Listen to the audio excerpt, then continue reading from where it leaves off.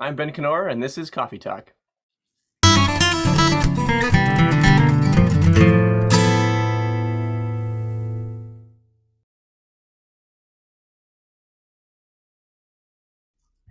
Hi, everyone. I'm Kim Perlak. I'm the chair of the guitar department at Berklee College of Music, and welcome to another Coffee Talk. We are really excited because we have an alum today with us. So let me introduce everybody as usual, and then we'll get to our special guest. We got Cheryl Bailey, our assistant chair, as usual. Hey, Cheryl. Hey, I actually have my Berkeley Guitar Department mug back in action. Love it. I love it. We have Ian Steed, our senior coordinator here. Hey, Ian. Hey y'all. Coffee cheers. And we have Ben with us. Ben, coffee cheers to you all the way from LA. Cheers. It's good to see you. Thank you for coming back, so to speak. Yeah, And thanks for having me. This is super exciting. yeah, this is great. So we're all back in the office, in the guitar office, and Ben, you're joining us from LA. Is that your home studio where you are? No, so this is actually the studio I work at. So I work for a production company called Audio Machine that they primarily focus in like trailers and TV and advertisement. So this is my like room at the studio, but I live pretty close by. So That's beautiful. If you all can't, you are listening in the podcast audio version, it's a beautiful room. You got a nice, gorgeous room set up, Ben. thank you. Yeah, I've been working at it. I like to have I really appreciate the windows because I like to know what time it is. But I enjoy having a lot of instruments around me, so I can if I'm feeling like uninspired, I can just grab something and then it'll hopefully spark an idea. So Well, this is great. So everyone's going to want to know how you got to that place so quickly after your graduation. So we're going to spend some time thinking about that. But in our tradition, I guess the most important first question is, are you drinking coffee today? And if I so, what you got there? I am drinking coffee. So right now it's I guess you could call it an oat milk latte of sorts. I there was a little bit of coffee left over from yesterday. Heated it up in the microwave. Sorry about that if you guys are purists. And then put some like frothed oat milk in it, and it tastes good. You know, it's getting the job done. So usually I think my preferred coffee is like a flat white with whole milk, but yeah, I can't complain. It's pretty good. See, Ben, that's like the utilitarian and fancy approach together. Yeah. Whatever's there, man, that works. You're Yeah. making it work. That's great. Um, Ben, do you remember? Could you tell us a little bit about when you were at Berkeley, like what years you were here, and what you remember about your time, the early part of your time here? What stands out to you? Yeah, absolutely. So I was at Berkeley from 2014 to 2018. Um, I think my earliest memory was probably like getting onto campus and just being absolutely both like super excited but also super scared that there's like okay, everyone around here is absolutely talented. So it's like who am I to be here, but also understanding that I'm here for a reason and excited that like okay, there's a future here. But then I remember the first couple days being like there is so many different like worlds that you could spend your time in, and so it's like really I guess I didn't even fully appreciate it until like maybe a couple of years in that I was like okay, I can easily get down paths of like okay, here's a whole world of music that I've never experienced before and maybe could only experience in at Berkeley because of all these like international people and stuff. So that was really exciting. But yeah, I think just to clarify the question is like just like yeah, I was just super excited that there's so many different options for because guitarists and musicians because there's people from all around the world there. So I think what's really interesting to me is that I was pretty new when you came. You were like in the second class I met because I came in 2013. okay, yeah, So I feel like with your class as well, I was going through the same thing of processing like, okay, well, I want to do every. There are these moments where I was like stopping in every different teacher's office to get to know them and taking lessons. I had these big stacks of CDs. People would be like, "Listen to this and play this," and one day I came in with armfuls of stuff, and Rick Peckham was like, you don't have to do everything, right? Like you don't have to do everything when you're here." But I was so exciting, and so I had to find like my way through it. Um, how did you find your way through it as a student? Like, how did you find the pathways that kind of made you who you are, that sort of honored who you were when you came, and then helped you branch out into different areas? So, I guess I grew up playing a lot of acoustic folk music, especially with, like my brother is a fiddle player, my sister's an accordion player. So we like growing up playing folk music. So I knew that that was like the core of where I was coming from. Um, so I think in the beginning it was like I was trying to find that group of people, which the American Roots program, which is technically part of the string department, they they do a really good job of teaching that and like honoring the tradition, but also progressing it. And so that was kind of like I think the family that I found, but also the guitar department was like, wow, there's so many different styles of players, and there's a teacher almost for every style that you wanted to play. Kind of like, okay, let's dive into this, dive into this. So I remember Bobby Stanton was my first teacher, and I think he's like the perfect person to first start you off at Berkeley because like he was just so encouraging and so full of like excitement for me, but also like had wealth of knowledge. So it was cool that he kind of helped me connect with other people and like other.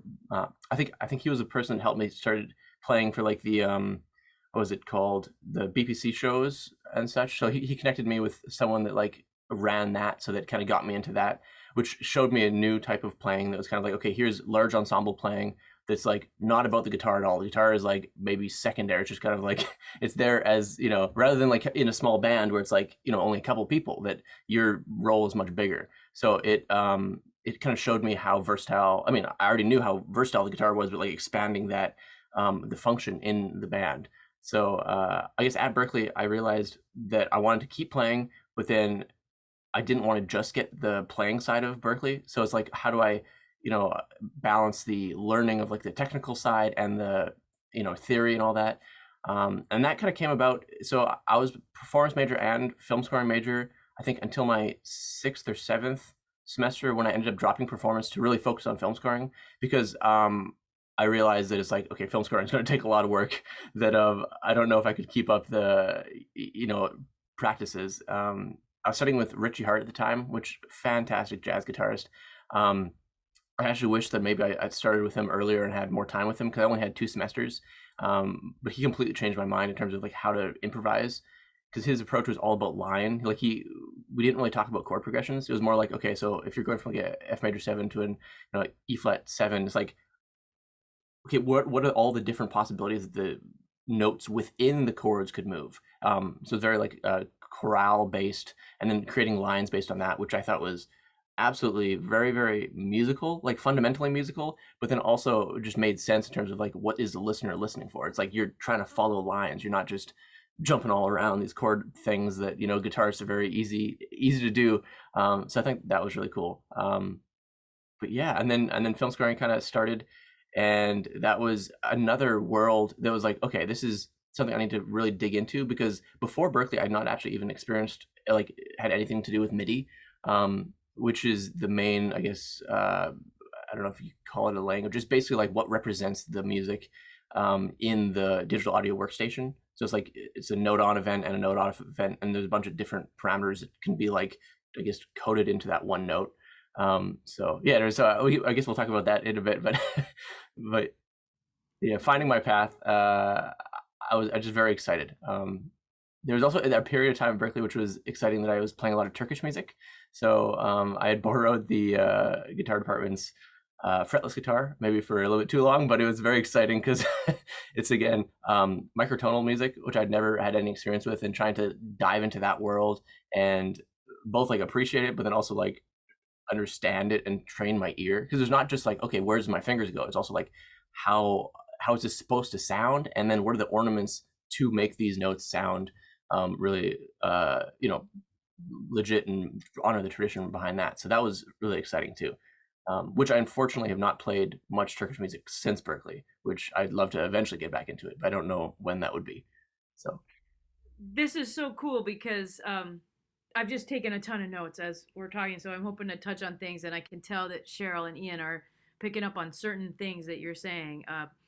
But I think overall, this is a great example when people say, like, how is it that a department sort of starts to shift to support students? Like, you are a person that I just remember so distinctly coming in, like, already just playing great on all kinds of acoustic music.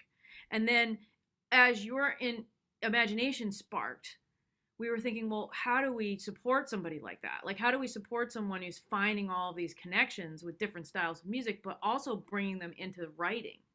And Hmm. a lot of times when people are insecure and they're coming in, like Cheryl and I will sit with students who are coming in and they'll say, like, well, I'm a little insecure about my playing, but it doesn't matter because I'm going to be a composer. I'm going to be a writer. I'm not going to be a player. And I think like you're a great person to give advice to people to say, maybe the idea of developing your playing serves you as an overall musician. It's not just like so that you feel like, okay, I can be a virtuoso, or am I a virtuoso and where do I stack up? But it's like everything you described that you learned from Richie absolutely must help the way that you write when you write lines, right? The fact that you can play them and hear the counterpoint, that the idea that you played all these Turkish sounds and all of that influence with microtonality has got to bring a color to your music that's really interesting. Like we're going to talk about the American Roots program as well and all of that history and all of that stuff that you delved into. And then right before we hit record, we were talking about the newest incarnation of our collaboration with film and this experiment that you're continuing now with, like, you know, preparing the guitar, right, with all kinds of clips and corks and this way that David Tronzo teaches students to make a guitar sound like different instruments. So do you think you could talk just a little bit more about the connections that you started to make with your playing work and study and how that feeds into your writing? Absolutely. So I think so I started playing, I guess, through the American Roots Department and I guess the guitar department as well, in the different styles, which like brought me together with different types of musicians. Um, so there's like arrangers that I'd be meeting with, which is a different mindset than like a band leader, like a just a classic band. I was also part of a band called Beard while I was at Berkeley, which was really exciting. I actually played banjo in the group, but it was kind of like all the members were from different styles. Like there's like I think the drummer, he was like more in like the jazz hip hop realm, and the piano player was more like gospel. Mandolin player was like totally bluegrass. Fiddle player bluegrass. And then the singer, she was from Portugal. Moro was her name, or Mariana Seca is her name, but Moro is her artist name. So everyone's just absolutely incredible. It was kind of like, okay, so where do I bring my voice to this? And I feel like my voice was like, okay, I appreciate the culture and like cultures of the music behind a lot of cultures, and I want to learn it not for the sake of just creating a pastiche of that, but I want to get deep enough that I can actually like appreciate the tradition.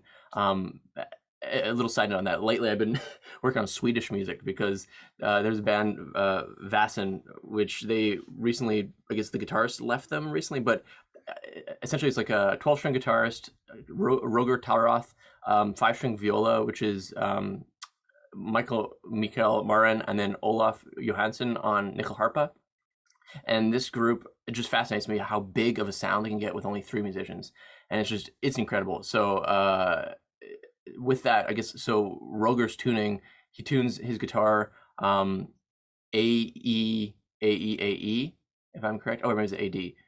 I mean, it's a fourth. Yeah, so it's a fourth. So A D A D A D. So it's like the A that he has is actually as low as the bass. Like the bass is A. So he has like 3-octave range within just the open strings. So you get this massive sound.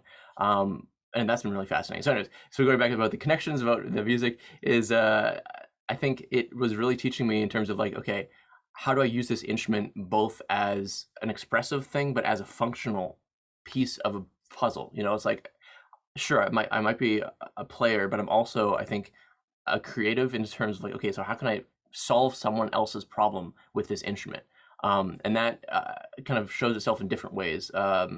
The guitar, like the prepared guitar stuff is really cool because it's like you can get a completely different sound by even just like modifying your strings, or like modifying your strings where you put like flat wounds on an acoustic. Like think outside the box in terms of like, okay, this is maybe untraditional, but it kind of, you know, it creates a sound that sound then is a character. It's like the way that I think of guitars, like especially even if I'm going to buy a guitar, it's like, am I going to buy this guitar because I want it to be a workhorse that like you can play pretty much anything on it and it is good at that, or do I want something that's excellent at only small specific things? And it's like I'm buying a character that I'm going to only use on a couple tracks, but when I do use it, you'll be like, oh, that's that guitar for this purpose. So it's kind of like in that world. But yeah, so the prepared guitar. So going back into the function of the actual instruments, like so you're solving people's problems. A lot of the times in film, when people are writing for guitar, they're not guitarists and they don't know the limitations of the guitar. So it's kind of like either you get mad as like, oh, this part's impossible, or you actually like step back and you're like, okay, so how do I make this possible? There's one of the first albums that I actually did for Audio Machine was called Nomad, which is kind of based on the playing of Gustavo Santaolalla, who's a really famous guitarist, composer. I think he's from South America. I need to remember the specific country, but really, really fantastic stuff. So he actually started on Ron Rocco, which is this guy right here. Oh, where is it? Right here. No, right there, which I can show you. Which I just want to say for the audio people, Ben is pointing to that instrument, and you can show us later what that is. yes. So I guess so. He started on that instrument, and then he does a bunch of guitar stuff. So he's done stuff for like The Last of Us and like Babel and stuff like that. So it's a very specific sound. But anyway, so sidetracking. The album was based on his playing, and so I work with a couple other composers here that they're all piano players basically. One was a cellist, and so what they bring me was like different like really basically like etudes of arpeggiations and super close knit chords that are like, okay, I could try and get it like with a huge big stretch, but it wasn't actually going to be musical. It was like, okay, the notes are there, but it's not musical. So I ended up actually tuning the guitars in like a very strategic way that these chords, which were very close, usually would represent themselves horizontally on the fretboard, ended up being squished together. So you could almost grab it in like a closer, like almost like an open chord shape. And that's what ended up working. And then kind of tracing myself through the entire track, which the luxury of this is that I had time to do that. I could sit down and really analyze, okay, how do I perform this properly? Which I know in some studio situations that's not the case. You have to just sit down and play it. And then in this case, it'd probably be like, okay, that's unplayable, which is not entirely true. So it's kind of like, you have to realize, well, first have a relationship with the person that you're working with. It's like, okay, are you going to invest your own time to solve their problem? Or is this more of an official situation where it's just kind of like you're hired to just play guitar and hopefully you're able to sit in the first camp more frequently than the second. But it's kind of like, it is very exciting when you're like, I figured it out. I can do it, rather than like, oh, I thought that was unplayable. So yeah, so I think the relationship with the function of the guitar as well as then the player and the creativity of it, and like the marriage of the two. So this is so cool because this is where like people ask how do alumni become consultants, and this is how, right? Because when you were a student, we had this big idea of having this cross-course collaboration with your other department, with film scoring, and you were there, and we just kept pointing to you like, Ben is going to be one of these people who could be on both sides. That's the other thing about developing your playing, right? Is that you can then solve problems musically as a player, and then you also have a good idea of how to write things. And you're right, not a lot of composers because most composers don't play guitar, it's a really strange instrument to write for. But it has a ton of possibilities for different sonic realities. So that's why it's so valuable in film and TV, right? So we have a project that is in its probably now 7th or 8th year, right? Where we're trying to train players to be problem solvers and then also maybe assist composers into when you're confronted with the guitar, here are some things that will work and here are some things that won't work, right? And so you were one of the very first people we were thinking about, and in fact I think you were one of the first people who actually sat with our faculty member who runs that collaboration on our end, David Tronzo, and did a prepared guitar sort of exploration that's now become a standard. That's true, right? Yeah, I think so. Yeah. I remember that was super exciting. I'm actually, I still have the little bag from True Value, which I think was one of like the hardware stores in Back Bay that has, so I have like rubber corks in here, rubber stoppers, and then there's corks on this guitar. Actually, so I don't know how much playing. Do it. But so this guitar is actually set up, well, not officially set up, but it's Nashville high strung. So if you haven't heard of that, it's like the top strings of a 12 string. So it's like the bottom 4 strings, the E, A, D, G, are tuned, or they're set up with an octave higher. So it's actually, and then the other two are the same. So you get like, you know, the weirdest thing is to play an F chord, right? And then it's muted because of the chorus, but you play an F chord and it's like, wow, that does not sound like an F at all, because you're used to like the low resonance of the F. But anyway, so this right now is just experimenting, because I'm going to be working on this kind of like underscore album of sorts that is going to be just kind of acoustic pulses. So it's trying to find different ways of like using acoustic instruments that I have to create sounds, because like everybody's heard a guitar, which is, there's a time and a place for a guitar that sounds like a guitar, but I think the modern way of looking at it is like, how do you disguise these instruments into different ways? So then I was, you know, like there's like tuning differences, which you can get really tied up in trying to get the tuning right. It's like a really short attack, so you could do like a really fast arpeggiated things would work better for this kind of thing, rather than the sustain, which kind of is there, but you know, so it's like using that in a really different way. So that's kind of what I've been experimenting with literally yesterday. And for people who can't see the guitar, what type of corks did you put in there? And he put them near the bridge, like kind of near the saddle. Yeah, so I guess I know that on the podcast this won't be helpful, but they're essentially, I don't know what they'd be, like small bottle corks. They're not as big as like a wine bottle cork, but you know, if you're going to send a note, you know, out to sea, you'd probably use one of these. That's right. So this is like, I'm delighted, because we would send David, our professor, out to True Value on field trips with students, and he made these little kits in bags to give to everybody, like, and stick them in the strings to create different sounds. That's so cool that all these years later you're using that. Yeah, it's work. That's so fun. That's really, really cool. I love that. yeah. Wow. Yeah. Oh, go ahead. I was going to say, there's I guess a couple other interesting things that I've been experimenting with, like I guess EBow, which is not super untraditional, but that's been fun. This new one, which I don't know if David's been hip to, the Picasso guitar bow. Oh, It's like a two-sided bow that you stick, and you can actually like, so for acoustics, it goes in between the strings.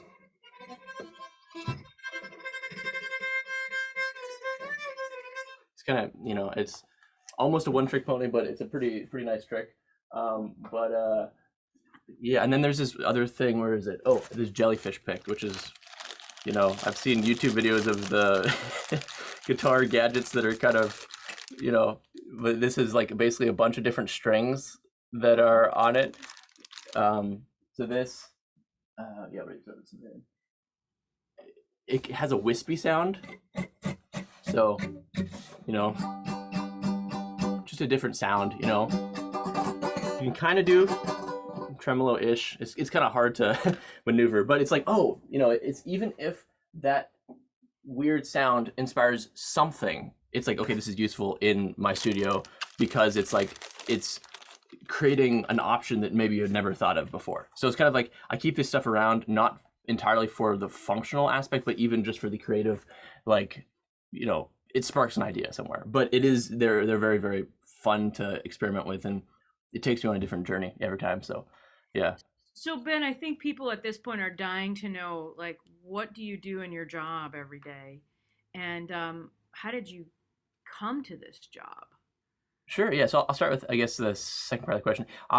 Right after I graduated, it was kind of actually hectic, because I'm Canadian, I was on the student visa, which is the F1, and after the student visa, there's the OPT, which is the optional practical training section of the visa, which usually you have 1 year to study.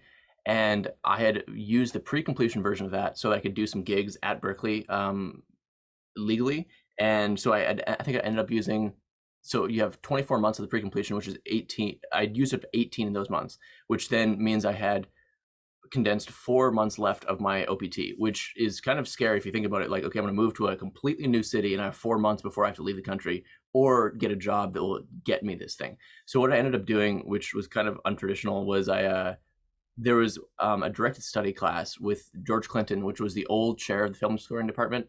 I guess maybe 3 chairs ago. He did a directed study. So essentially it's like just like a private lesson once a week with him, that I ended up dropping the directed study that I had with my current film scoring teacher which I dropped it for the credit, but I actually ended up taking the class till the end and like actually doing all the classes and all that with him because I was really enjoying it. But it was so I dropped it so I could take it again, which ended up extending my F1 visa by a couple more months, so that I had essentially I think up until Christmas and then a couple more months for the OPT. So I ended up extending my stay in LA to 8 months minimum, maybe. Which that actually ended up saving, I think, my career, which is kind of a big statement to make, but it's kind of it allowed me to make the connections that I needed to make in order to stay here. So I guess a little aside on that, any international students that are coming, there's a lot of ways that you can stay in the country. It's just kind of like, don't use your OPT too soon, because that might have been a mistake that I made.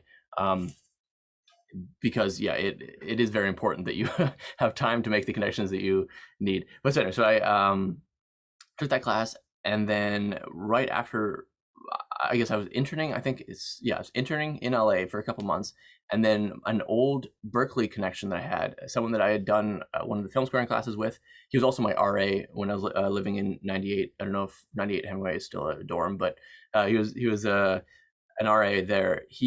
I think he had saw some Instagram video that I'd done, and I think it sparked his memory of like us time together, because he was putting together a team of young composers. Basically, like he had not the most exciting internship experience, and he'd recently quit his internship and then went to a new boss. And the new boss, he was just basically like, the boss was asking him about the industry from like the people starting out point of view. And Jeff, he was saying that maybe it wasn't as maybe he thought it was. So this guy wanted to put together a team of young, eager minds based on their character, not necessarily their skill, because he believed that if you have the right mindset and character, then you can learn whatever it takes. So yeah, so I was one of the original 6 of those people to kind of be brought in and then under this guy's wing to just learn about trailer music. And originally I was like, okay, what is trailer music, right? It's like, you see trailers in the movie theater or on YouTube or Netflix when you log in. Is like, okay, well, what is this? And it honestly is a style of music that I kind of looked down on because of how simple it was originally, but then since learned to really appreciate how simple and complex it really is. Like, for anyone that might look at advertising music as like, oh, this is something I could do in my sleep, it takes a lot of years to be able to learn how to do it in a couple hours, let alone, and that being said, it's kind of like, it's a different approach. It's more about the sounds that you choose rather than what the notes you play. So, maybe as I've been kind of talking about earlier in this chat about like, okay, here's how to make different sounds with the guitar. It's like, that's where my mindset's been for the past couple of years, because sure, I might, have a bunch of stuff that I've learned from Berkeley about the theory behind a bunch of really complex ideas, but I only get to use a fraction of that in every day, versus like, okay, here's the fundamental, how do you play guitar? It's like, okay, here's a triad, how do you make that triad sound good? And understanding that, okay, the sound of the triad is almost more important than how you voice the triad sometimes. At least that's what I find here, is it's kind of like, yeah, it's about the sound. I'm sorry. So then started with that company, and we originally were hired to do underscore music. So that's the type of music that is like under dialogue in TVs and stuff. But then we ended up working on more like advertising and trailers and stuff like that, and some phone games as well, which has been like a different challenge. So it's been a lot of fun. So Ben, everything you're saying is so great. I'm teaching a class at 2, and our whole thing is about how you sound is more important than what you play, and wow. yeah, and so this is great. So I see a special guest star in our future. But yeah, it's so cool, because as a classical musician, that is such an interpreter thing to say, right? And Mhm. it plays such a role in composition that people don't think about, and improvisation, which is really spontaneous composition. So Mhm. that's so cool. But what's your day like? Like, what is is there a typical day in what you do? Like, we're looking at your beautiful studio where, if you're listening, he's got guitars behind him and different instruments and all your preparation materials and all your microphones and things around you. Like, what is your day like when you get to the office and make your coffee and go? So it's very collaborative, which I'm very grateful for, because so we started out at 6, and now there's like close to 12 people working in the same building. Um, Out of those 12, I think 10 of those are composers. One's like a studio assistant, one's an engineer. Well, technically, two of them are like Berkeley grad engineers, but one of them is more focused on the actual mixing, and the other is like editing samples and stuff like that. So usually what happens, we show up, we start work at 9, go till around 5, but usually are here till like later into the evening, which is very untraditional for usually you don't get a 9 to 5 job at all, which I'm grateful for. But so we get here at 9 and we have a morning meeting where we kind of just go around saying where everybody is, what everyone's kind of like working on for the day. Sometimes the goals in terms of like, okay, I have to get this finished, whether it's like a client project where it's like, okay, I gotta get this finished by end of day or end of the week. I might need help with, I need some cello recording or something. The nice thing about where I work, everyone, like there's a lot of piano players, but there's also like a string guy who plays, cello and viola and all that. There's a woodwind guy that plays a bunch of like, the double and single reed woodwinds. And then I'm kind of like one of the more acoustic guitar guys. I do, play a bit of electric, but I feel like that's what I'm trying to work on right now, is really focusing in on electric tone, what makes a good tone versus what makes a bad tone, and like what's usable about it. But so anyway, so then we do that, we go around the circle, and then usually the coffee's brewing at that time, and then we kind of get our coffees and then go into our rooms. And then we've been trying out this like uninterrupted time in the morning for like the first couple hours of your day. You're just kind of like, if you have questions for other people, you just kind of save them for the afternoon. And then, yeah, it's like you kind of just got to start the balls rolling, because the thing about, I guess, being a professional composer is you can't wait for inspiration. You got to kind of, get a spark plug and get going somehow. Whether that's like, okay, I'm going to do some research and watch a bunch of different trailers that you're trying to emulate. Whether that's, if it's like a playing based album, the reason why I say that is because as a concept, that as a composer, I didn't really think of, okay, here's, you think about composers, like they're sitting at their desk with their, candlelight, and maybe they have, manuscript paper, which is like a very old fashioned way of looking at a composer. There's still people that do that, but more recently it's like, okay, someone sits down at a, at their computer, and they're just like, tapping at one note, going through different sounds, trying to find the sound that inspires them to write a piece. So the luxury that I have is that I have physical instruments to inspire me as well. Not just samples. I mean, we have a bunch of really, really cool samples that do spark inspiration, but it's like sometimes if I'm really having a hard time starting the creative wheel, it's like I go and just grab an instrument, tune it in a weird tuning that I don't know where anything is, and then start messing around like that. Because it's like balancing you're familiar with this standard tuning or even drop D, dadgad, all this stuff. Like you know that, but there's a time and place for knowing where you're going, and there's a time and place for just kind of jumping into something. So it's like, if I really want to get the ball rolling, I just tune it in some weird, sometimes like an open tuning that I haven't messed around with much, and then just start finding shapes. And then usually by finding those shapes, you make mistakes and you find interesting sounds within those shapes. And then that takes you down a whole route. For the playing side of things, on the sound design aspect, like whether it's like, even epic hybrid stuff or horror or sometimes comedy, it's like it really takes a lot of creativity to take a sound and then morph it in a way that creates another like realm. And so in that world, it's kind of like I just find a bunch of sounds that I think, oh, this is kind of a cool sound on its own, and then I start like filtering it, changing the pitch of it, going up or down, like an octave even, adding reverb, adding different effects, just to like change it in a way, reversing it, it's like, okay, I like that, okay, let's find another sound, and then start piecing it together, kind of like a puzzle piece. And sometimes those sounds come from organic sources. Like I have some mics here set up where it's like I can play something in, it's like, okay, what just this one note, and like, I have the headphones on, probably turn too loud because I'm trying to hear what the mics are capturing, not just what I'm hearing. And then it's like, okay, I like the sound of that, okay, I'm gonna record this, stop, put the guitar away, okay, all right, fiddle with it, sometimes edit it if it's out of time, and like do that kind of stuff. So in the morning, it's very creative, experimental, basically to get your mind rolling. This is like if you're not already halfway through a project.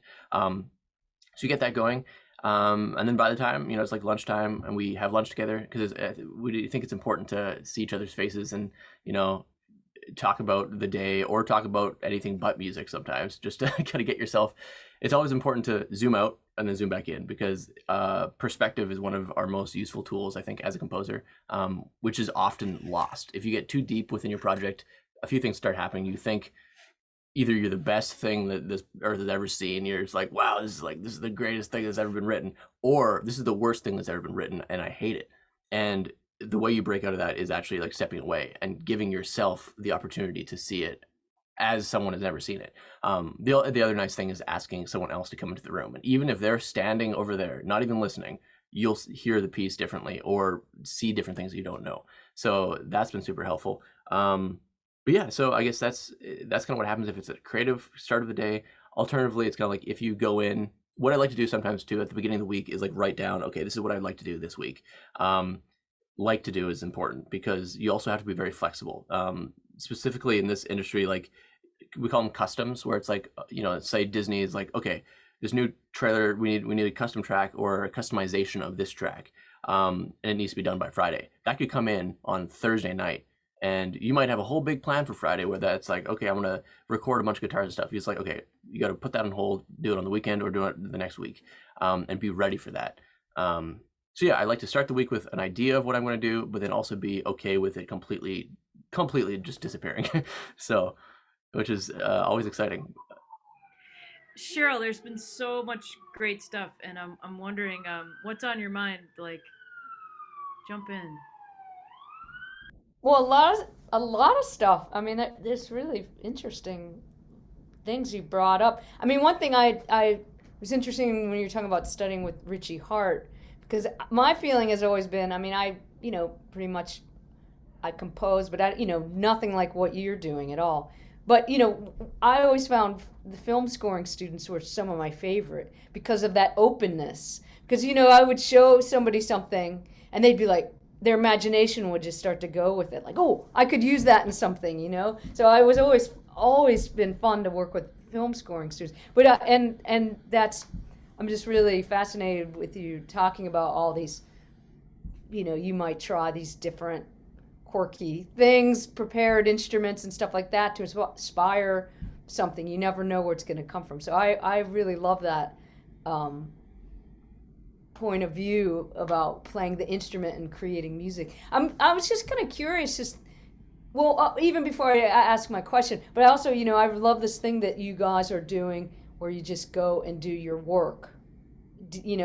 Like you have that solitude to get that focus. And then you what you're just saying there about being able to step away, like, okay, let it go, like go in there deep and then come out and get perspective, I think is really important, whether you're working on your guitar playing or you're composing or these kinds of things. I think that's, or you're, writing code or you're, whatever you're doing in your life, it could be any of these things that you want to do at a high level, with a lot of integrity and quality.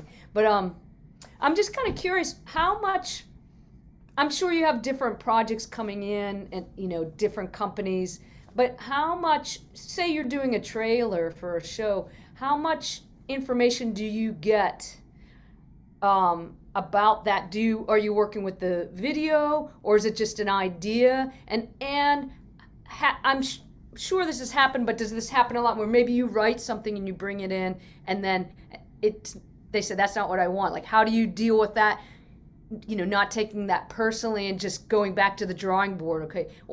And how do you figure that out, what the client is really, because you're putting sound to their image that they're trying to create. So, like, just maybe talk about that process a little bit. I think that's interesting. Sure, yeah. So when a custom comes in, usually there is no picture because nowadays how easy it is to leak things. It's like there's no trust in that. So if we do get a picture, it's like very rare, like 1 in 100. So then it's like, okay, so how do you write something that actually will line up to picture? Usually they're cutting to your music. So they might have a general, like, okay, here's what the sequence of shots that I want. But then once you give them the music, they'll adjust it to you. Or they'll have specific notes being like, okay, we need 3 hits kind of consecutively here, and you can put them in like that. But there's kind of like two routes that usually happen. Either, which has been happening a lot more actually, is that they come in as like, okay, we have this pop song or this like song by this artist that we need to be trailerized, we call it, which means adding weight, like cinematic weight. Like if you can imagine sitting in a movie theater and like these big drums, big sub elements and stuff like that. It's like usually when people are producing tracks, they aren't thinking about the entire spectrum. Like, sure, you have a bass guitar or something in the bass realm, but it's like, what about the area underneath the bass realm? It's like the subs and stuff, which, when you're listening on even headphones and stuff, you don't really have the capability of hearing those frequencies. So, but in a movie theater, they have full spectrum speakers. So it's like, that's a whole nother world that you got to explore. So usually when you're adding trailer weight, it's like that realm, as well as filling out the frequency spectrum. So it's not just a bass guitar, a drum set, the guitars, and then a vocalist and stuff like that. It's like, okay, how do you fill in the gaps? And so on that route, so a song comes in and they want to trailerize it. Usually they have an idea of what section of the song they want trailerized. And so I guess a little bit about the trailer form.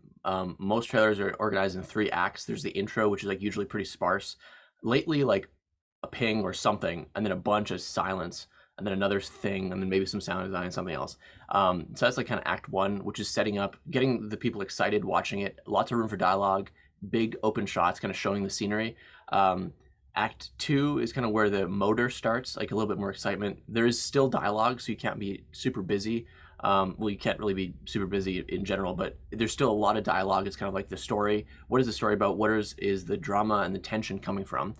And then the last act is like, okay, this is where we get the people excited for this movie. It's like they are going to get out of their houses, drive to the theater, and pay money to see this movie. So that's the end goal, is that you're trying to get them out of their world to put them in your world, kind of thing. Which, if you think about it, that's kind of like, that's aggressive. Which, as a person, I'm not really super aggressive. So that's kind of like something I've been having to really work at, is like, how do I go against my internal like calmness, nice Canadian, typical that world, and then go into and do aggressive music, and that's something I just been working on. And so a song comes in, and they probably have an idea of what they want to do with it. The hardest part is always the back end, because it's the balance between throwing the kitchen sink at it. It's like literally everything you have, trying to make it big, and being sparse enough that you can actually give each element its ability to live in its frequency spectrum. So overlays are a lot of fun, because I think they're easier than the custom tracks in a way, because the musical element's already there. You just have to expand on it. So sometimes it's like taking the progression that they have, and then whether that's adding like a synth bass, or like adding lower elements, or filling in with strings and stuff like that. Or even just if you're lucky enough to get stems, so that's like the individual instruments broken out as audio files, you can mute some of their elements and then replace it and do a different reharm of the chord progression and stuff. And sometimes you have to even have to like change the melody and morph it into the way. If you check out the most recent Batman trailer, Batman and I think it's the trailer itself is called Bat and the Cat. That's an Audio Machine track, not one of mine, but one of my friends. And you'll notice that it has I think Michael Giacchino's new Batman theme on top of the original track, which is Tomahawk. And if you go to the Audio Machine website and look at Tomahawk, and then listen to that, and then listen to this track, you'll see that there's a lot of similarities, but it's basically a different track. So that's the second kind of thing that you're doing, is like you're taking a track that you already have and then modifying it to fit the trailer, whether that's adding thematic material on top of it, or even just changing it up in terms of shortening sections, adding more hits and stuff like that. That one is a little bit more difficult, because you're both trying to solve their problem, but you're also going against your initial instinct of the music, which is hard to kind of like, wait, no, I wrote this way. And you have to get that out of your head and be like, okay, no, you have to change this piece for their purpose. Which, even if you don't think you have an ego, there is an ego deep within you that is trying to hold you back from, changing what you've spent hours, even like, nights, just getting this thing perfect. And then they're just going to chop it up into pieces, and you have to be okay with that. So that's kind of like the second route. And then the third is the completely new custom track, which those are kind of rare, because they're very risky. Is usually these so how the business works, which is absolutely insane. The studios, so say like Universal or these big studios, they obviously do all the filming for the movie, and as that's being edited to the actual movie, they have sections of the film that they send off to trailer houses, which are basically cutting places where people are like taking that film and putting it into making the trailer, but like the picture part of it. And then those trailer houses, say you send it to 3 of them, those trailer houses are competing against each other for the trailer, that they then contact the music supervisors, which is an actual job that they literally just organize. Okay, here's a big database of music that I gotta pitch tracks from to go here, or work with individual composers. So then those trailer houses, say that there's 3 of them, pitch to say 3 other trailer, music supervisors. So each of those, now there's 9 music supervisors. Each music supervisor might contact 3 composers. So it's like, you see, you're competing against a lot of people. So that's why it's very risky to actually write a completely new track, because the chances of you actually getting that all the way through the ranks to the top is very rare. So, and also in this industry, you don't get paid unless you actually make it all the way to the top. So it's like, yeah, that's the part of it. It's like, what is going on? But so that's why the custom tracks are not really as we don't say yes to that frequently, because unless there's a very high shot that we're going to get this, it's probably a waste of time. And some companies like Disney, they actually buy you out entirely, which is good. They actually pay for it. But you can't use anything from that track. Even if we joke about it going into the Mickey Mouse locker, where like you just don't see it again. They just buy it out and it's gone. So, oh, it seems like it's frozen. Oh, you're good. Okay, sounds good. So yeah, it's kind of exciting, the different routes that a track can go from being like, you know, if you're working on it, to it finishing. The alternate route is that usually the actual company, like say Netflix or something, they can go into the library and then just pick a track and then they edit it without you even knowing. And then you don't know about it until you either get paid for it and you see that it's like, I got a trailer of this, or you're just stumbling across YouTube or Netflix and then you see that happening. So, and that's always exciting because like, oh, wow, I never imagined it to be used in that way. So. That's really cool. Well, also, so I mean, you also kind of answered my question in that you really have to have that sense of separating yourself from. I mean, you as much said you have your ego there, but you can't take stuff personally, right? I Mhm. mean, and that's really important if you're for a performer as well. I mean, that's one place where it's really you have to get to that place where it's like you've got to not be attached to it. But definitely what you're doing, because I was thinking about that. Like you write something and you think, oh, this is great, and then you see it somewhere and you're like, that's not what I wrote. But Yeah. so that's awesome. Actually, that's a really important skill. Yeah, I agree with that. Um, when I was thinking about you and Ian, Ben, and I think about you all as artists because I know that's when I met you. You were in a similar genre of playing. And I think this is an interesting time maybe to talk about how you balance your life as an artist and the music that you're making as an artist with this extension of your art that has become your professional life in a financial way and in another application. And I wonder if both of you, if I could hand it off to you and Ian, and you could both talk about how you've each done that a little bit. And do you have time to make art, and kind of keep going? And does that help feed what you're doing? And how does what you're doing that seems maybe removed from your art music actually in some ways feeding back into it? So Mm-hmm. Ian, I'm throwing it over to you to with some food for thought there in the beginning. Yeah, so I mean, one thing with the sort of liberty that the stability of this job gives me is that I can really pursue only the music that really interests me, which is not something I've ever done. you know, like before I came to Berkeley, I was working a lot, taking literally everything.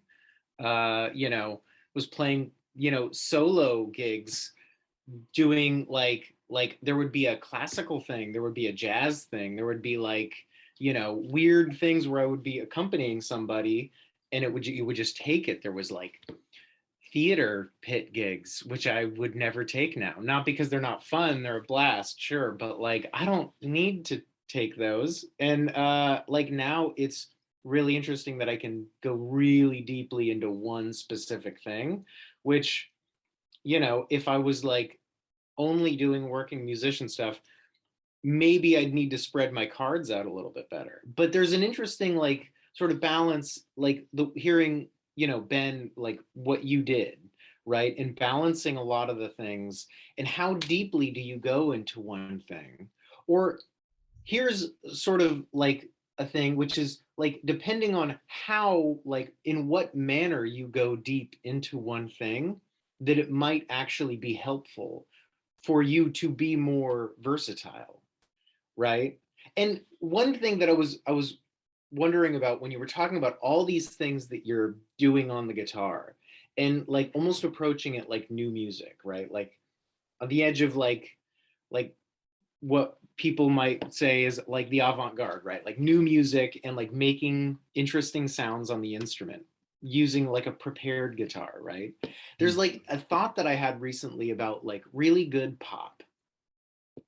Like really good pop somehow is always like, even though no matter how simple and like musically, like the content of it might be very simple, or like how relatable it is to everybody, it's always a little on the edge of new music and like the avant-garde, which is a real trip. That like it's so relatable, and yet it's like when it's good, it's like really on the cusp of something that's like could be completely out. And what I'm curious about with you, Ben, is like, you know, given all that stuff, but also like, how has it affected your playing? Like, if you're out playing and really being a musician, like, as well as being this like heavy composer, like making this music, using these techniques to create these pieces for these trailers, like, how is rethinking of the guitar that way affecting your playing just as like a working musician? Absolutely. So I think the biggest thing that I've changed is how I listen. Is like, again, so the function of the actual instrument can change depending on what the group is. It's a very like why like it has one of the biggest ranges. Obviously not like a piano, but it's like it's a big range of an instrument, and you can, depending on how you're supporting what you're playing for, whether that's your like solo guitar or you're in a band of like 50 musicians, you're just this tiny little thing, really finding your space on that. So I think after all this like experimentation of like different sounds you can get from the instruments, like really finding, okay, where is my spot to fit in with the actual instrument, and appreciating that, and like actually just living in that, rather than trying to be like, okay, this is about me. Even if you're not thinking about that, it's like it's a very easy way to be like, okay, I'm going to play as much as I can, because I guess hopefully after this I've become more of a tasteful musician, like playing less, playing more specifically what could be helpful, rather than just what you know maybe it's like you can be taught how to play a genre, but until you actually live in that genre, you don't understand what is going on, the relationship between your instrument and the other stuff. I think rhythmically, I think everybody should be really practicing with a metronome, because that's something that I've wishing that I did more of, even because it's like this modern world, as a guitarist or even any instrumentalist, it's like you will need to be able to record yourself. You'll probably be recorded quite frequently, and there's a lot of gigs like pit gigs that you're literally playing to a click. So it's like if you're not intimately familiar with how you're reacting to that, you're kind of setting yourself apart in the bad way. Kind of like, if you're unable to do that, then that's unfortunate for you. But yeah, so I think, to answer your question simply, and it's changed the way that I actually listen to how I'm fitting into the ensemble, whether that ensemble is myself or the rest of the group. So that being said, I loved your point about pop music being on the edge. There's actually, to tie it back into the David Tronzo guitar bass things, Ethan Grusko, is that his name? Do you know him? He's like a producer. He actually has retrofitted his guitars with a rubber bridge, which has kind of like been the thing that he does. So you can hear it on like some of Taylor Swift stuff or Phoebe Bridgers stuff. It's like, it literally is a very similar sound to using like the rubber corks in the guitar, but it creates this really interesting like percussive effect. That's really, really interesting and cool. So that's like on the edge, because it's like you're pushing the actual guitar in a different direction, but yet it's like on these big name artists. So yeah, that's an example of that, which I was thinking about when you mentioned that. So, And like what you're doing in some way, because it is commercial music, yeah, exactly. literally commercial music, it's very related to pop. and yet film, like there's the classic example of the Godzilla sound being a leather glove on the strings of an upright bass, like Yeah. like there's all these like super out techniques that do it, and yet like somehow it has to be very relatable, Yeah. right? I love that comment that you made earlier about this idea that people will say, oh, that trailer music or pop music is, it's so simple, you know, what is there to it? And not understanding the absolute depth. Not just that you have to bring to the sonic reality of that music, but also that you had to bring to yourself to be able to, because you could say, oh, it's just a triad, but it's like the thousands of hours you've put into practicing your instrument and creating a sound that lets that triad sound the way it does, right? And I think that's really important for people to know, that that's why that you build yourself up as an artist, because then everything you do is through that vehicle.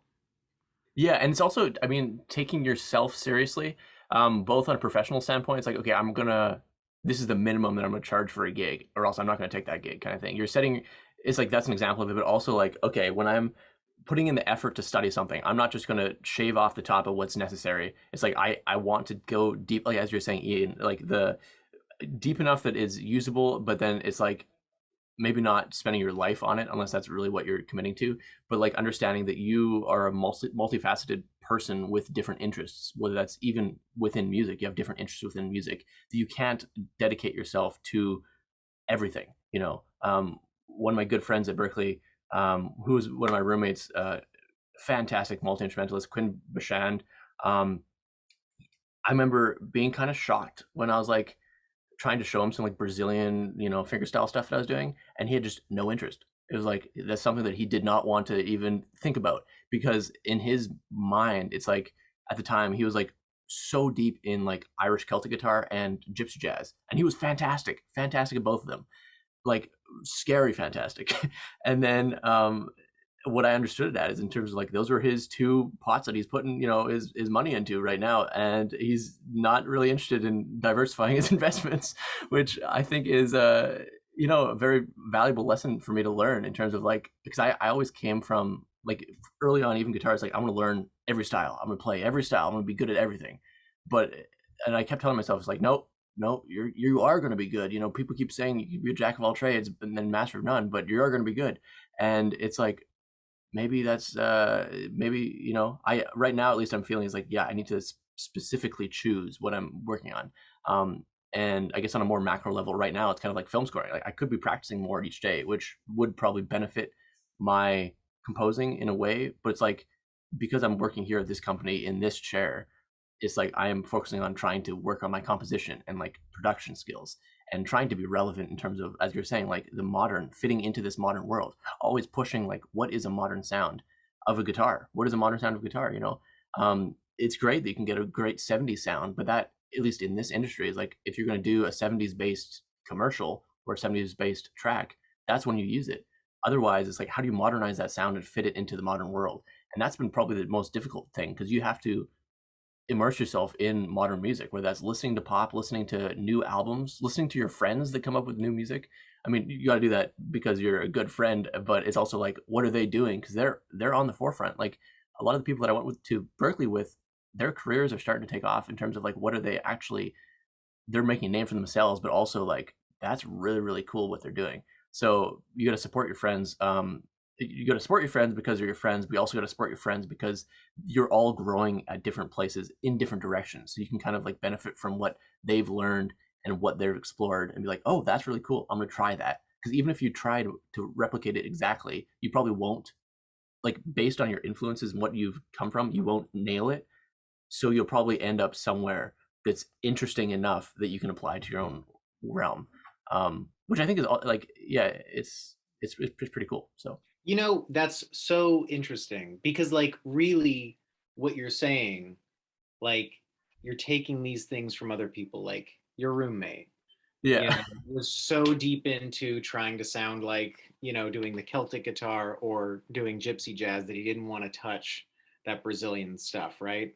But, like, realistically, like, if I'm imagining you, like, Ben playing it, it's like if you were doing Irish guitar, like I doubt you would even be attempting to sound exactly like Artie McGlynn, you know, like, but if you were doing Brazilian, I don't think you would do exactly like what Gilberto Gil was doing. Like the way that you were talking about like finding the right thing to play at the right time and listening to your sound within an ensemble is like a really critical way of even like going about playing a lot of different styles, that like no matter what style you're playing, like really like you're going to sound like you, right?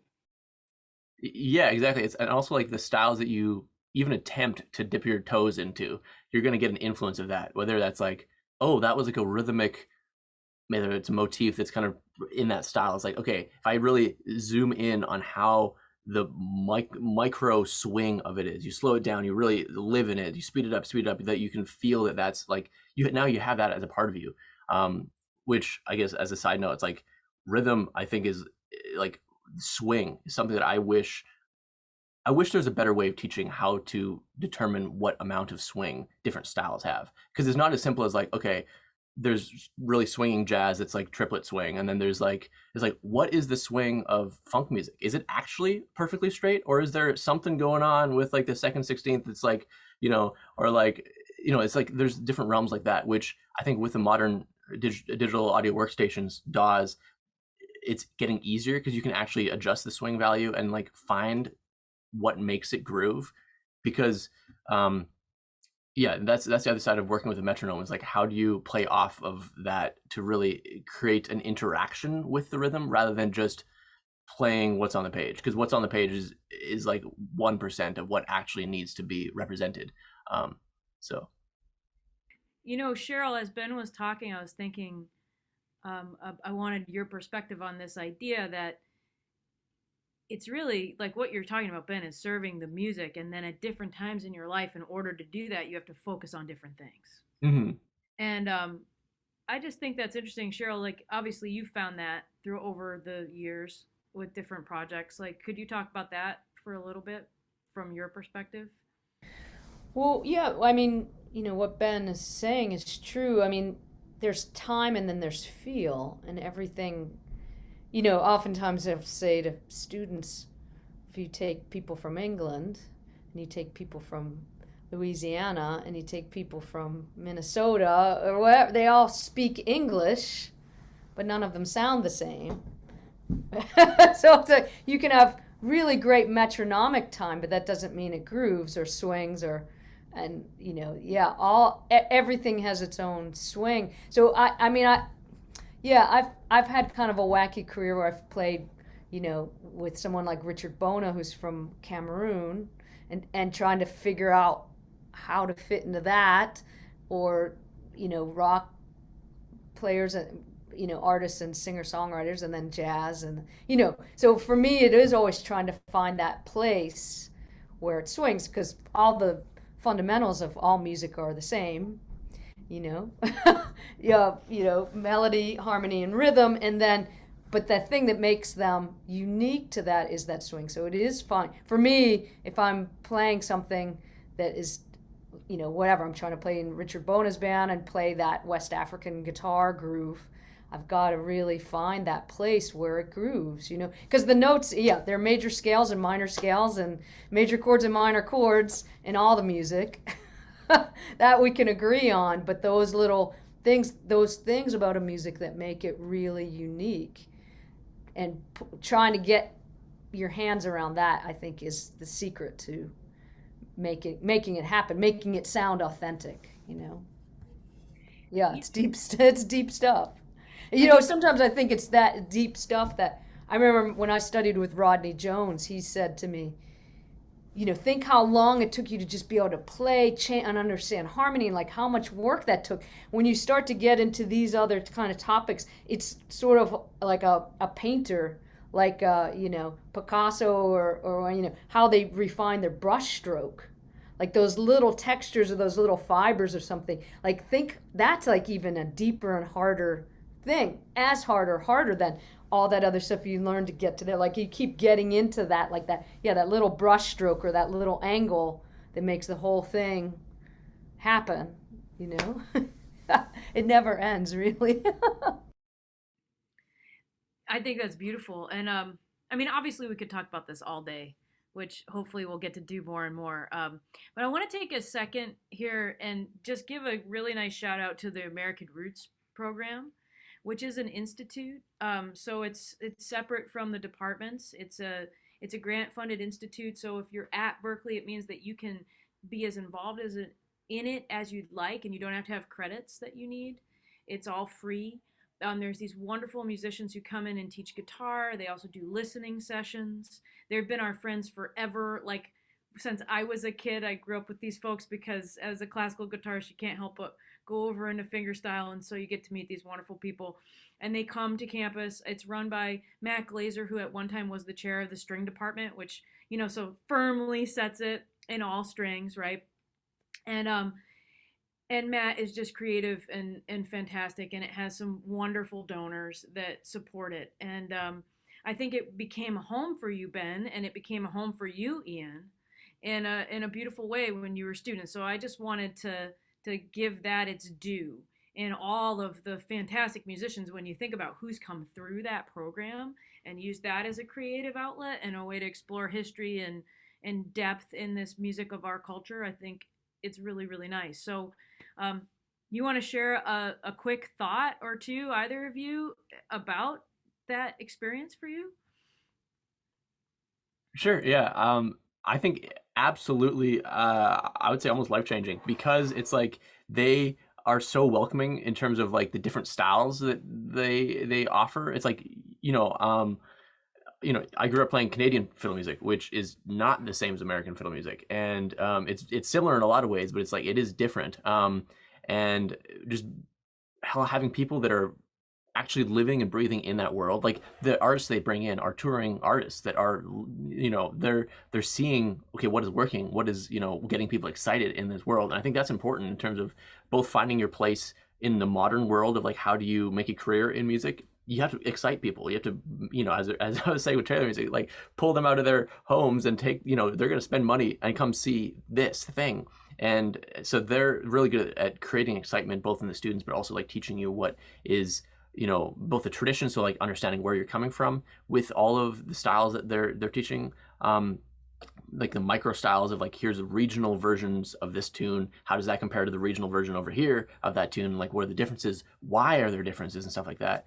So it was just really fascinating. But so some of the people that I studied with, there, like, so Bruce Molsky is this fiddle player, which he's also a fantastic banjo player and guitarist, like, multi-instrumentalist guy. But he actually, I think, was I don't know if it was a civil engineer or something for most of his life. And then all of a sudden he just became a roots musician. So it's like, I thought that was a really cool thing that he had an entire life before his music. And then he just dived into music. And now he's like world renowned as being one of the best, like, fiddle players, like roots musicians. Tony Trishka, who is a banjo player, which I feel extremely, grateful to have had a couple lessons with him. He was actually Bella Fleck's banjo teacher, but these guys, sure, you can go in and learn the instrument that they're teaching, but the cool thing is you can go in and learn whatever. You can go in, bring in a guitar to a fiddle lesson, and you'll learn something that you'll take away. And all of them are really wonderful teachers. Recently, Woody Mann, which was a really wonderful teacher that I had for a couple of years, he recently passed away, and that was kind of a shock. But Woody, I don't think I met anyone like him in terms of his openness and how his technique at teaching wasn't like, okay, here, go home, do this, which he did do that for some people. But for me, it was like, I showed up, I feel like a hole in my background was that I didn't really spend enough time learning about the blues. It's like, because the blues is like foundation of a lot of music, and his specialty was country blues. So that's like the acoustic blues music. And so the way he taught me that is that I'd just show up and we just start jamming, basically. Like he'd be like repeating a riff, and I'd figure that riff out. I'd be playing it, then he'd play something else. It was like there was talking going on, but there was mostly just playing music. And that I felt was a really organic way of teaching the instrument. Like Victor Wooten talks about, of like music as a language. this was like one of the rare occurrences that I actually was taught in that way. That was like, this is an actual language that you're learning, not like, okay, go home, listen to all these people, okay, transcribe all these guys, which is an excellent way of learning. But I feel like that's a different type of learning than you're sitting in a room. You know how to play this instrument at least a little bit. You know where these notes are. How are the notes that you're playing different than the notes that the other person's playing? And how do you relate those notes and actually change the way you're playing them to relate to this person? So it was really cool. So Woody was a fantastic mentor, teacher, and then we actually became friends. Like I visited him a couple times in New York, and we actually worked on a documentary together. It was really really cool. Kind of the thing. And then I guess a little short aside on that, Kim, I remember you saying something to me. I was in your office. I think came in for advice or something, and you this thing is stuck with me. Basically, like the way that Berklee is different than a traditional conservatory. If you survive a conservatory and you actually make it through, you'll probably be a virtuoso, very excellent at your instrument. But you're kind of on your own. Like the conservatory is there to help you build into something, but then it's like you're out on your own. While Berklee, it's like you can kind of fake your way through the entire college, but it's more about the connections that are built at Berklee that set you up for your career. So if you work hard throughout your entire, and you make relationships with the people that you're there as well as the teachers, you'll probably be okay. And that's, I think, or okay and better, and that's one of the most beautiful things about Berklee is that like, because it's such an international school with multifaceted programs, super specific, but also like they're able to help you find your own path. I'm grateful that I worked really hard when I was at Berklee to help me set up hopefully the rest of my life in this career of music. So that just stuck with me, that I thought was a really cool differentiating thing between Berklee and conservatories.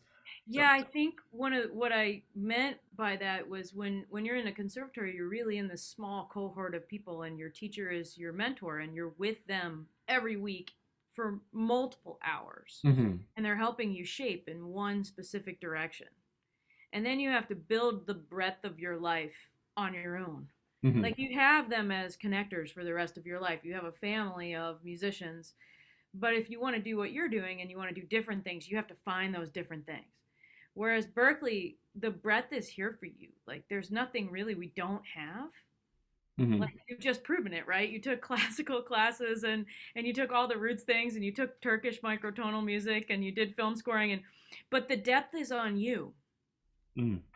You have to commit to the depth because you don't have this one mentor who's like following you through all the steps, making sure that you hit this level, right?